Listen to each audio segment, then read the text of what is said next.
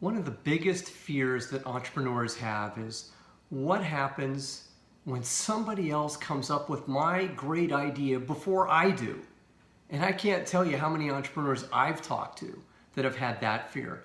And usually my answer to them is very simple. I tell them, you know what you should be doing? And they look at me and go, what? You know, this is the horrible news that we've just gotten. I say, it's very simple. You should be smiling. And of course, the entrepreneur on the other side of the table, you're asking, well, why should I be smiling? And the answer is really simple. Because being second or being third or being fourth or maybe even being 10th or 20th is actually a huge advantage. And let me explain why. When you're late to market, the big advantage you have and that you can take advantage of as an entrepreneur is now you can see where your competitors are and you can see where your competitors aren't. So now you have something to reference your idea to. And then you can ask yourself the very simple question I like asking myself as well. How am I going to be 10 to 100 times better than the competition? Or alternatively, here's the other question. How are you going to be so unique in what you're doing that you're really going to stand out?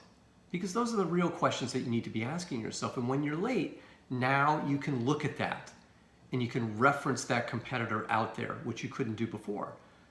So if you're still not convinced about the advantage of being late, in market after market, it's been proven true that being late is many times an advantage. So let me give you an example of that. Let's take the search engine world. Was Google the first search engine out there? Hardly. They weren't even close. There were many search engines before Google. Let me just name a few that came along in just 1 year before Google came along. And that's in the early 1990s. In 1994, there was InfoSeek. There was Alta Vista. There was Yahoo. There was Lycos. And there were many before it and there were many after it. Google came along and Google won because they had a better idea that was 100x better than everything else out there.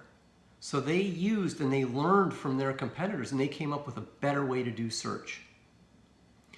Let's take the personal computer business. Was Apple the first personal computer out there? Hardly. Was Microsoft the first operating system that was ever out there and what they did? Hardly. If you look at the phone business, same thing. Look at the iPhone. How many phones came along before the iPhone came along? I mean, my God. And yet who dominates the profits of the phone business today? Apple. You can be late and you can take advantage of it. And that's what you should do. That's the whole point, is learn from your competitors.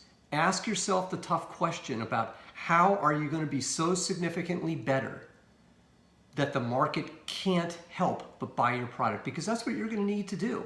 You're going to need to be way above the noise to win. That's always true for every startup that's ever come along, because the world's gotten along quite well without you. And now you have to show how you're going to win. So again, ask yourself the simple question, how are you going to be 10 to 100x better than your competition? I hope this helps.